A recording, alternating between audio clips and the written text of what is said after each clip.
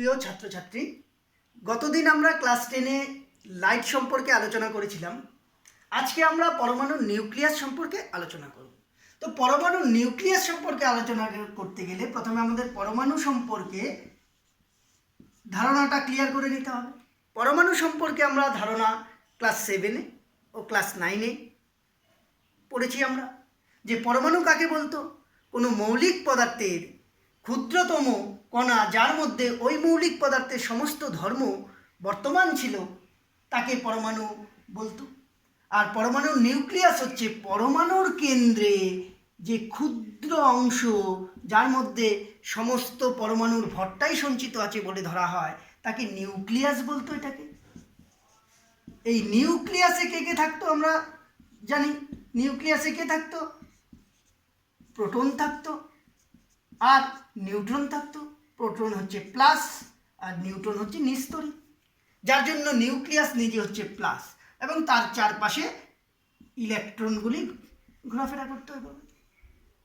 সেই নিউক্লিয়ার পরমাণুর গঠন সম্পর্কে আমরা জানি, বিস্তারিত আর আলোচনা করব না। আমরা সরাসরি ক্লাস 10-এর যে বিষয়বস্তু সেখানে চলে যাব। তেজস্ক্রিয়তা সম্পর্কে প্রথমে আমাদের জানতে হবে। তেজস্ক্রিয়তা, তো তেজস্ক্রিয়তা কাকে বলে দেখে নিই। প্রকৃতিতে কতগুলি ভারী মৌলের নিউক্লিয়াস পাওয়া যায়, যারা স্বতঃস্ফূর্তভাবে বিয়োজিত হয়ে গিয়ে বিভিন্ন ধরনের তেজস্ক্রিয় রশ্মি যথা আলফা, বিটা, গামা নিঃসরণ করে এবং নতুন মৌলের নিউক্লিয়াসে পরিণত হয়। মৌলের এই ধর্মটাকে বলা হয় তেজস্ক্রিয়তা, এই ঘটনা। আর মৌলগুলোকে বলা হয় তেজস্ক্রিয় মৌল। তো তেজস্ক্রিয় মৌল কোনগুলো হবে? বললাম ভারী মৌলের নিউক্লিয়াস প্রকৃতিতে স্বাভাবিকভাবে, ধরি একটা উদাহরণ দেখাচ্ছি, ইউরেনিয়াম।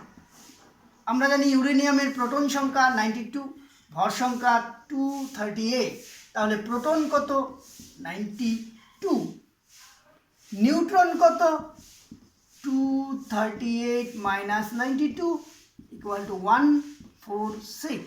এবার এটা যদি লক্ষ্য করি আমরা দেখব কি N/P অনুপাত, মানে নিউট্রন বাই প্রোটন সংখ্যার অনুপাতটা কী হবে করে দেখবে তোমরা। ক্যালকুলেটারে করতে পারো, 1.55 সামথিং আসবে, যার মানটা হচ্ছে 1.5-এর থেকে বেশি। তাহলে আমরা বলতে পারি যেসব মৌলের নিউক্লিয়াসে নিউট্রন ও প্রোটনের অনুপাত 1.5-এর থেকে বেশি হয়, তারা স্বাভাবিক তেজস্ক্রিয় মৌল বলতে পারি তাদেরকে। এরকমভাবে ইউরেনিয়ামের উত্তর যত মৌল আছে সেইগুলো তাদের তেজস্ক্রিয় রশ্মি আলফা, বিটা, গামা নিঃসরণের মাধ্যমে কি হয়, নিঃসরণ করলে তার ভর সংখ্যা পরিবর্তন ঘটবে, প্রোটন সংখ্যার পরিবর্তন ঘটবে। ঘটতে ঘটতে শেষ পর্যন্ত লেড বা সীসা Pb82.206 এসে তারা স্থায়ী মৌল উৎপন্ন করে। এই জন্য যত তেজস্ক্রিয় কারখানা বা তেজস্ক্রিয় যে মৌলগুলি, সেই মৌলগুলি শেষ পর্যন্ত লেড বা সীসাতে পরিণত হয়। এটাও একটা শর্ট কোশ্চেন আমরা জানতে পারলাম। এবার তেজস্ক্রিয় রশ্মিগুলোর ধর্ম সম্পর্কে জানি। তার আগে তোমাদের তেজস্ক্রিয়তার আবিষ্কার সম্পর্কে একটু ছোট্ট করে বলি, বিস্তারিত বলবো না। যে তেজস্ক্রিয়তাটা প্রথম পর্যবেক্ষণ করেন মাদাম কুরি ও পিয়ের কুরি। এ বিষয়ে একটা গল্প আছে, গল্পটা এখন বলবো না, পরবর্তী সময় ক্লাসে আলোচনা করা যাবে বিস্তারিত, এক্ষেত্রে সময় কম। মাদার কুরি ও পিয়ের কুরি স্বামী স্ত্রী দুজন। ওনারা ওনাদের সংসার চালানোর খরচ বাঁচিয়ে ইউরেনিয়ামের যে আকরিক পিচ ব্ল্যান্ড কিনে নিয়ে আসেন এবং তা দীর্ঘদিন ওনারা পর্যবেক্ষণ করে তেজস্ক্রিয়তা সম্পর্কে ধারণা লাভ করেন এবং পরবর্তীকালে তারা তাদের এই গবেষণার জন্য নোবেল পুরস্কারও পান। এবং পরবর্তীকালে হেনরি বেকারেল তেজস্ক্রিয়তার সম্পর্কে বিস্তারিত ব্যাখ্যা করেন, যার জন্য তেজস্ক্রিয়তার সিজিএস একক 20 নাম অনুযায়ী আসছে, আর এসআই একক বেকারেল। এটা মনে রাখবো শর্ট কোশ্চেনের জন্য। এবার তেজস্ক্রিয় রশ্মির ধর্মগুলো আমরা দেখি। একটা পুরু সীসার পাত্রে যদি সীসার আবদ্ধ পাত্র, সেই পাত্রে তেজস্ক্রিয় পদার্থ নিলাম, নমুনা নেওয়া হলো তেজস্ক্রিয়, এই সীসার পাত্র, তেজস্ক্রিয় নমুনা নেওয়া হলো, নিলে এই ছিদ্রপথ যদি থাকে, ছিদ্রপথের রে কী হবে, নির্গত হবে। এক্ষেত্রে যদি আমরা তড়িৎ ক্ষেত্র বা চৌম্বক ক্ষেত্র দিই দুটো, একটা প্লাস একটা মাইনাস, তাহলে পর্দায় আমরা লক্ষ্য করতে পারবো যে তেজস্ক্রিয় রশ্মিগুলির মধ্যে কিছু রশ্মি সোজা সরল রেখায় চলে যাচ্ছে, পর্দায় আঘাত করছে, কিছু রশ্মি আবার তড়িৎ ক্ষেত্রে প্রবেশের পর প্লাসের দিকে বেঁকে যাচ্ছে, আর কিছু মাইনাসের দিকে বেঁকে যাচ্ছে। তো মাইনাসের দিকে যেটা বেঁকে যাচ্ছে সে নিজে কি হবে, প্লাস হবে, প্লাস রশ্মি, একে নাম দেওয়া হয় আলফা রশ্মি। আর নেগেটিভ যে রশ্মিটা সেটা পজিটিভের দিকে নিশ্চয়ই বেঁকে যাচ্ছে, সে নেগেটিভ হবে, সে হচ্ছে বিটা রশ্মি। আর যে তড়িৎ ক্ষেত্র বা চৌম্বক ক্ষেত্র দ্বারা প্রভাবিত হচ্ছে না, অর্থাৎ নিস্তরিত, সে হবে সোজা বাইরে বেরিয়ে যাচ্ছে, সে হচ্ছে গামা রশ্মি। এই তিন ধরনের রশ্মি নির্গত হয়, যাকে আমরা তেজস্ক্রিয় রশ্মি বলি। এদের ধর্মগুলো সম্পর্কে জানবো, প্রকৃতি, তাহলে আলফা রশ্মি, এদের তুলনাগুলো পড়ে নেব, শর্ট প্রশ্নের জন্য খুব গুরুত্বপূর্ণ জায়গাগুলো তোমরা দেখে নেবে, বইয়েও ছক করা আছে। গামা রশ্মি, তাহলে এক্ষেত্রে যদি আমরা আলোচনা করি তাহলে প্রকৃতিটা পাচ্ছি, এই চিত্র থেকেই পাচ্ছি প্রকৃতি। তাহলে রশ্মিটা কী হবে, আলফা রশ্মিটা যেহেতু নেগেটিভের দিকে বেঁকে যাচ্ছে, আকর্ষিত হচ্ছে, তাহলে এ হবে ধনাত্মক। আর বিটা রশ্মিটা কী হবে তাহলে, হ্যাঁ, ঋণাত্মক। আর গামাটা নিস্তরিত।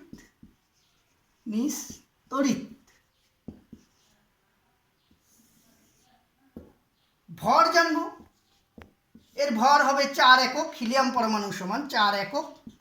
ভর ও আধান একবারে বলে দিচ্ছি, ভর ও আধান হিলিয়াম পরমাণুর মতো, ভর 4 একক, ভর হচ্ছে 4 একক, ও আধান 2 একক, আধান 2 একক হয়।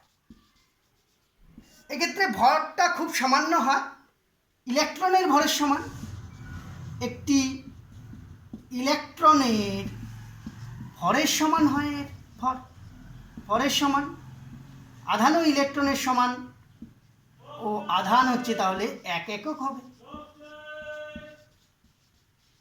আর এ যেহেতু নিস্তরিত, তাই এর কোনো ভর থাকবে না, তড়িৎচুম্বকীয় তরঙ্গ। বুঝতে পারলাম এগুলো। তারপর এই যে তেজস্ক্রিয় রশ্মি, এরা কি করে, গ্যাসকে আয়নিত করবার ক্ষমতা থাকে এদের, ফটোগ্রাফিক প্লেটের উপর ক্রিয়া করতে পারে, এদের একটা নির্দিষ্ট শক্তি থাকা, এদের ভেদন ক্ষমতা আছে। তো এদের যে আয়নীয় করবার ক্ষমতা, গ্যাসকে আয়নিত করার ক্ষমতার ক্রমটা দেখে নেব। আয়নিত করার ক্ষমতা, আয়নিত করবার ক্ষমতাটা দেখে নিই। ক্ষমতার ক্রম, আলফা এর সবচেয়ে বেশি হবে, তারপর বিটা, তারপর গামা। শক্তির ক্রম বা ভেদন ক্ষমতার ক্রম, ভেদন ক্ষমতার ক্রম দেখে নেব। তাহলে ভেদন ক্ষমতার ক্রম হচ্ছে গামা সবচেয়ে বেশি, তারপর বিটা, তারপর।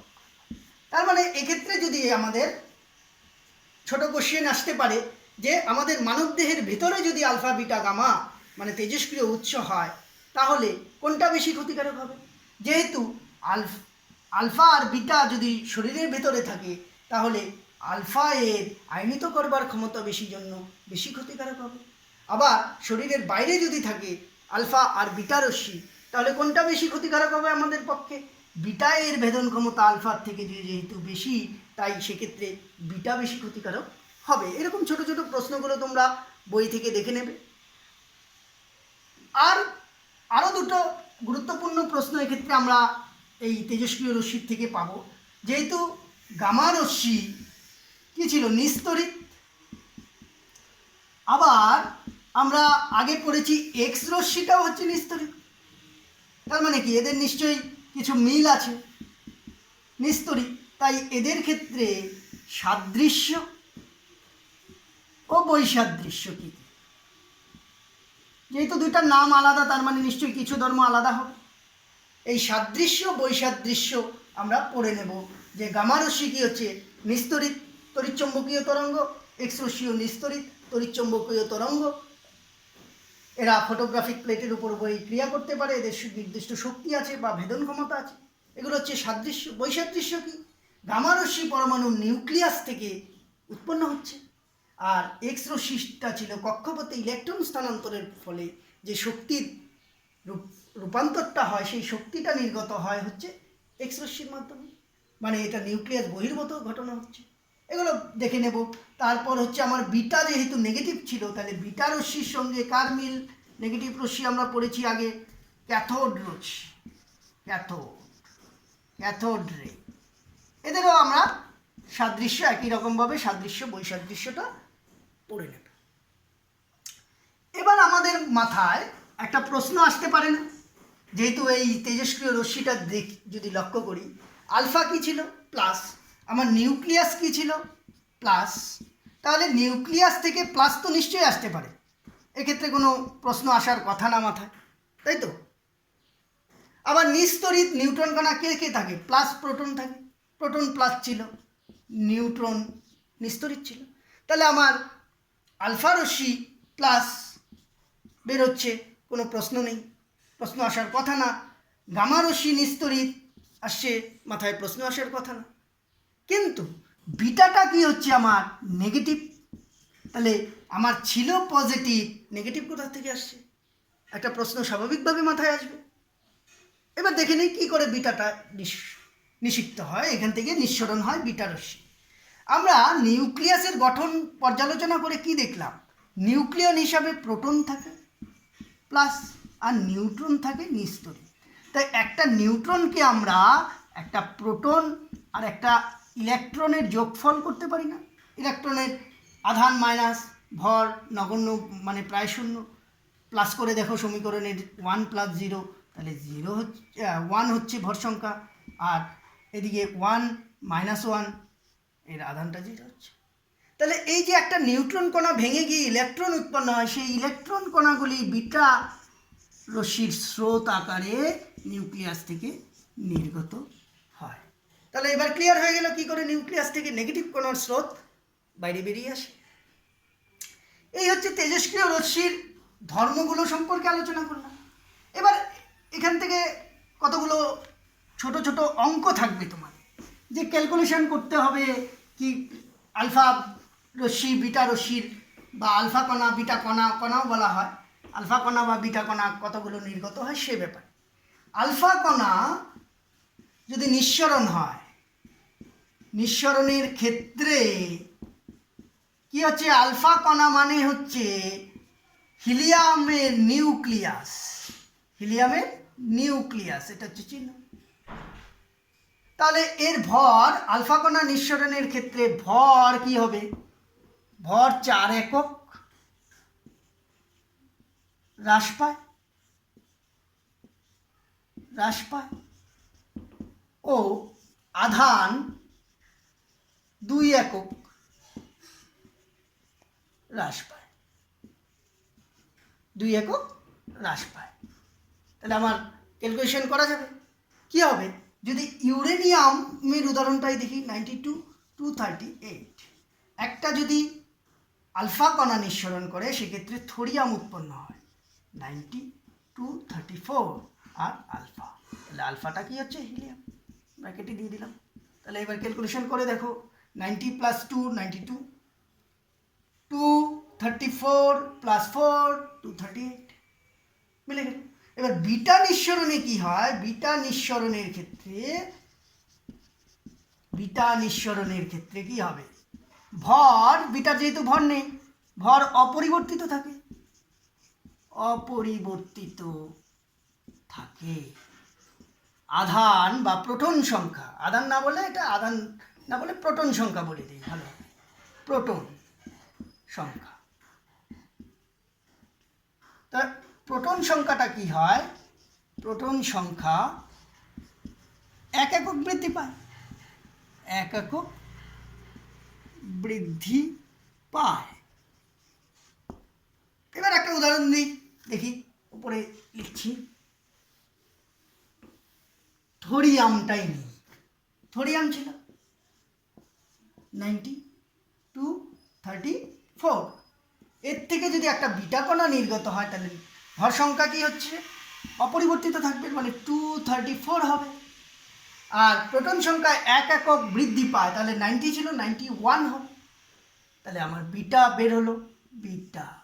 বিটার কি ছিল, ইলেকট্রন -10।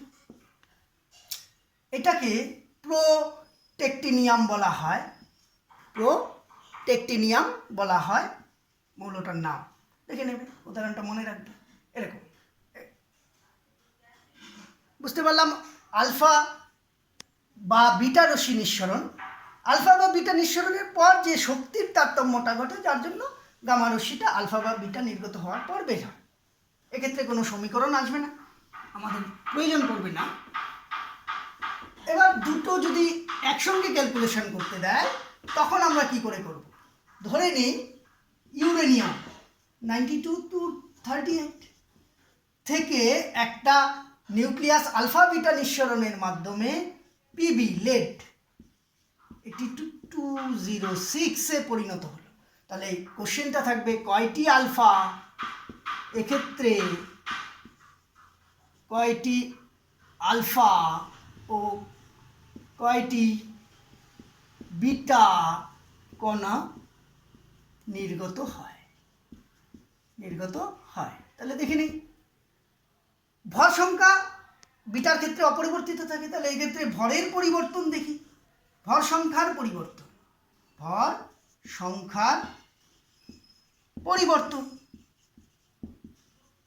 তাকাও, সুন্দর দেখতে পাবো 238, ছোটদের মতো ক্যালকুলেশন, নাম্বার আমরা 3 পাবো, 232।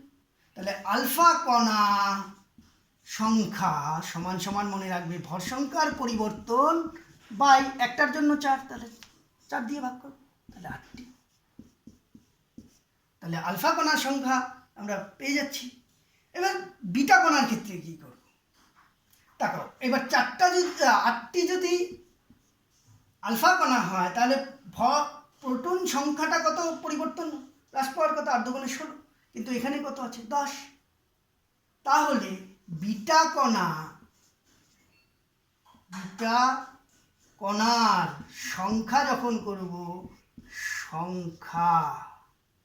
কি করব, কত হওয়ার কথা ছিল, 8 × 16, 8 × 2 হওয়ার কথা ছিল, মাইনাস কি করে দেব, এদের প্রোটন সংখ্যা -92 - 82, তাহলে কি হবে 16 - 10 = 6টি। বুঝতে পারলাম যে আলফা কণা ইন্টু 2 মাইনাস তাদের প্রোটন সংখ্যার অন্তর। এভাবে আমরা অঙ্কটা করে নিতে পারি। এবার তেজস্ক্রিয়তাকে বাইরের থেকে চাপ, প্রথমেই বলেছিলাম বাইরের থেকে চাপ, তাপ, অনুঘটক বা রাসায়নিক বিক্রিয়ার সাহায্যে পরিবর্তন করা যায় না, যার জন্য তেজস্ক্রিয়তাকে নিউক্লিয়াস কেন্দ্রিক ঘটনা বলে। তেজস্ক্রিয়তাকে নিউক্লিয়াস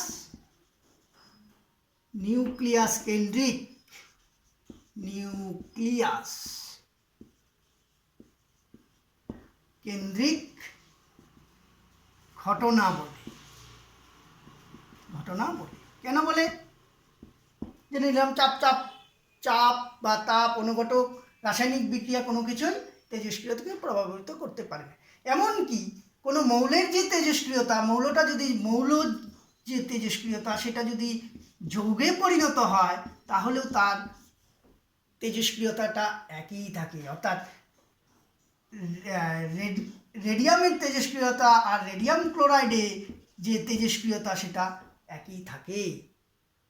বুঝতে পারলাম। অর্থাৎ নিউক্লিয়াসের বাইরের যে কক্ষপথের ইলেকট্রন বিন্যাস, সেই বিন্যাস তেজস্ক্রিয়তাকে কোনো প্রভাব বিস্তার করতে পারে না। এই ছিল আমাদের তেজস্ক্রিয়তা সম্পর্কে আলোচনা। তেজস্ক্রিয়তার ব্যবহার দেখে নিই এবার। তেজস্ক্রিয়তার ব্যবহার, বিভিন্ন ক্ষেত্রে ব্যবহার করা হয় তেজস্ক্রিয়তার। মূল ব্যবহারগুলো আমরা পড়ব। চিকিৎসা ক্ষেত্রে ব্যবহার করে, চিকিৎসা ক্ষেত্রে কি হয়, ক্যান্সার প্রতিরোধে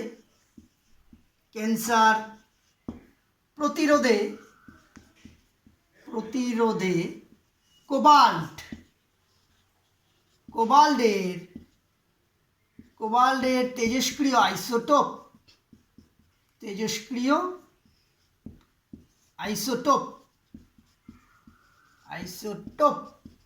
CO60 ব্যবহৃত হয়। এছাড়া থাইরয়েড গ্রন্থির চিকিৎসায়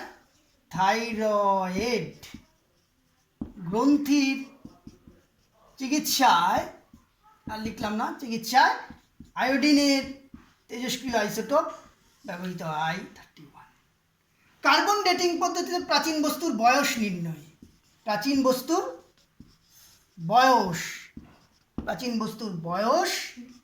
নির্ণয়ে, যেটাকে কার্বন ডেটিং পদ্ধতি বলে, সেক্ষেত্রে কার্বনের যে তেজস্ক্রিয় আইসোটোপ C614, এই তেজস্ক্রিয় আইসোটোপটি ব্যবহৃত হয়। এই হচ্ছে আমাদের তেজস্ক্রিয়তা সম্পর্কে আলোচনা। এগুলো তোমরা ভালোভাবে পড়ে নেবে। পরবর্তী পর্বে তেজস্ক্রিয় যে পরমাণু নিউক্লিয়াস চ্যাপ্টারে, সেক্ষেত্রে আমরা বন্ধন শক্তি, নিউক্লিয় বন্ধন শক্তি এবং নিউক্লিয় যে বিক্রিয়াগুলো, বিভিন্ন ধরনের সংযোজন, বিয়োজন এবং পরমাণু যে তাপবিদ্যুৎ কেন্দ্রে কী করে বিদ্যুৎ উৎপন্ন হয়, সেই ব্যাপারগুলো আমরা আলোচনা করব। আজকে এই পর্যন্তই থাকবে।